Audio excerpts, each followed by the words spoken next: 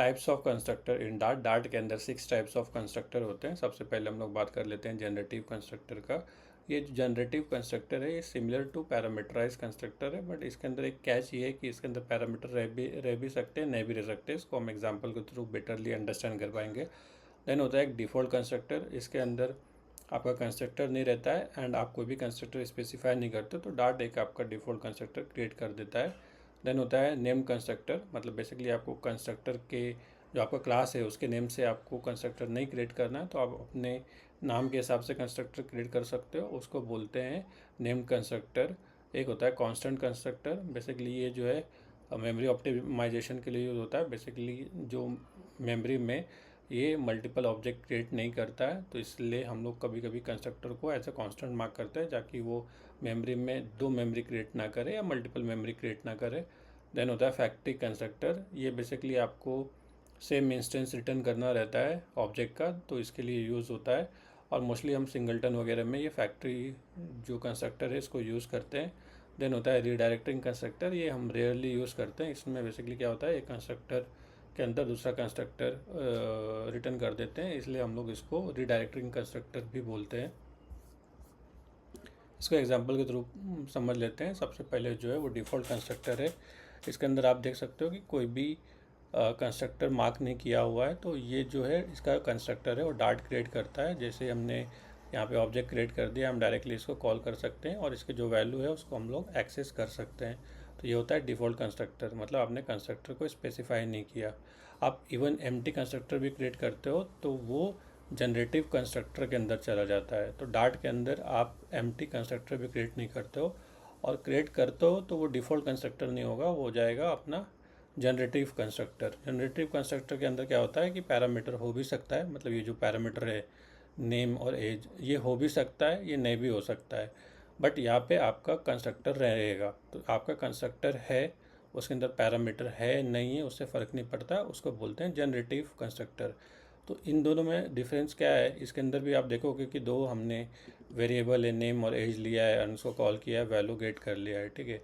तो डिफरेंस क्या है इसमें, हम एक एक्स्ट्रा कंस्ट्रक्टर क्यों क्रिएट करेंगे, हम डायरेक्टली जब जो भी फील्ड है उसको एक्सेस कर सकते हैं। तो इसका रीज़न सिंपल है कि आप जैसे मल्टीपल आप ऑब्जेक्ट क्रिएट कर रहे हो, जैसे पर्सन है तो इसमें कैसा है विकास ये है और दूसरे के अंदर राहुल है वैल्यू, तो दो मल्टीपल वैल्यू है, तो ये दोनों भी प्रिंट करेगा।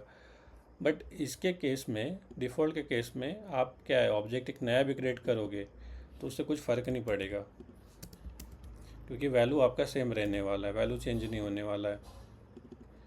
मैं इसको person1 कर देता हूँ और फिर नेम को कॉल करूँगा, तो बट नेम तो फील्ड तो एक ही है ना, तो उसका वैल्यू चेंज नहीं हो पाएगा।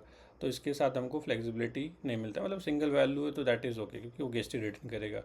बट जब आपके मल्टीपल वैल्यूज़ आपके पास होने वाले हैं डायनेमिकली कंस्ट्रक्टर के अंदर, देन इन दैट केस जो है जनरेटिव कंस्ट्रक्टर बेटर ऑप्शन है। उसके बाद होता है अपना नेम कंस्ट्रक्टर। नेम कंस्ट्रक्टर में क्या है, बेसिकली आपको अपने हिसाब से जो नेम चाहिए रहेगा तो आप लेते हो, तो उसको बोलते हैं नेम कंस्ट्रक्टर। जैसे इसके अंदर मैंने गेस्ट ले लिया है, गेस्ट के और एक एडमिन ले लिया है जिसके अंदर कोई वैल्यू सेट कर दिया है एंड उसको रिटर्न कर दिया है। अभी मैं क्या है ऑब्जेक्ट क्रिएट करते टाइम पे मैं इस कंस्ट्रक्टर को कॉल कर दूंगा तो वो उसकी वैल्यू रिटर्न कर देगा, एडमिन को कॉल कर दूंगा तो इसकी वैल्यू रिटर्न कर देगा। देन होता है अपना कांस्टेंट कंस्ट्रक्टर। तो कांस्टेंट कंस्ट्रक्टर में क्या है कि जैसे आपके सिमिलर वैल्यूज़ आ रहे हैं, मतलब बेसिकली क्या होता है कि जब भी एक ऑब्जेक्ट क्रिएट होता है, ठीक है, तो वो जो ऑब्जेक्ट है, मतलब जैसे आप कोई भी क्लास का ऑब्जेक्ट क्रिएट करते हो तो बेसिकली वो एक मेमोरी में क्या बोलते हैं एक मेमोरी स्पेस ले लेता है।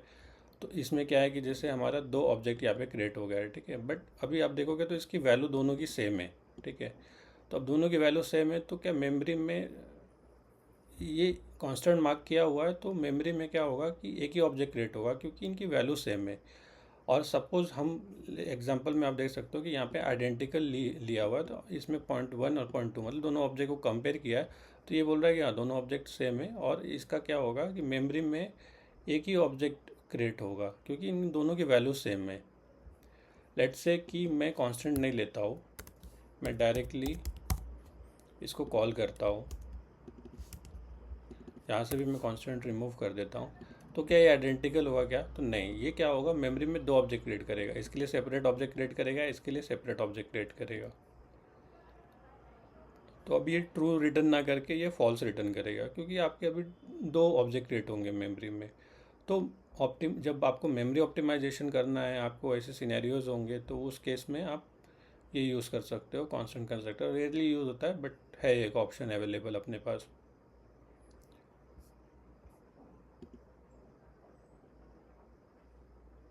लेट्स से कि उसका रिस्पॉन्स क्या आता है, लेट्स से देन फॉल्स आया। देन नेक्स्ट है अपना फैक्ट्री कंस्ट्रक्टर। इसके अंदर क्या होता है कि ये मतलब बेसिकली क्या है, सिंगलटन वगैरह में यूज़ होता है। बेसिकली सिंगलटन में क्या है कि हमारा सिंगल एक ऑब्जेक्ट क्रिएट होता है, वही ऑब्जेक्ट हम लोग यूज़ करते हैं थ्रू आउट द एप्लीकेशन।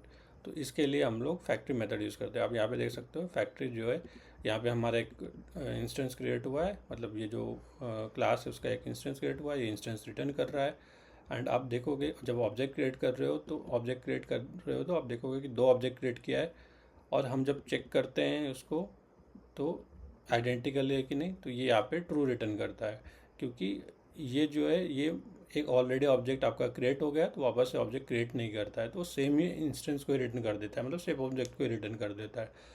तो ये क्या करता है, बेसिकली फैक्ट्री कंस्ट्रक्टर जो कैश ऑब्जेक्ट है उसको रिटर्न कर देता है। तो ये भी मेमोरी के लिए ऑप्टिमाइजेशन के लिए अच्छा ऑप्शन है। देन है रिडायरेक्टिंग कंस्ट्रक्टर। ये जो कंस्ट्रक्टर है बेसिकली रेयरली यूज़ होता है। इसके अंदर क्या है कि एक कंस्ट्रक्टर के अंदर आप दूसरे कंस्ट्रक्टर को रिटर्न कर देते हो। जैसे यहाँ पे देख सकते हो नेम कंस्ट्रक्टर लिया हुआ है, एंड हम इसको जो हमारा जनरेटिव कंस्ट्रक्टर है उसको यहाँ पे हम लोग रिटर्न कर दिए, एंड उसको एग्जाम्पल के थ्रू देखा जाए तो यहाँ पे जनरेटिव कंस्ट्रक्टर को यूज़ किया हुआ है, यहाँ पे नेम कंस्ट्रक्टर को यूज़ किया है, बट जो वैल्यू रिटर्न करेगा ये जनरेटिव कंस्ट्रक्टर के को रिडायरेक्ट करके रिटर्न कर रहा है। तो रेयरली यूज़ होता है, बट ठीक है, ये भी अच्छा एक कंस्ट्रक्टर है।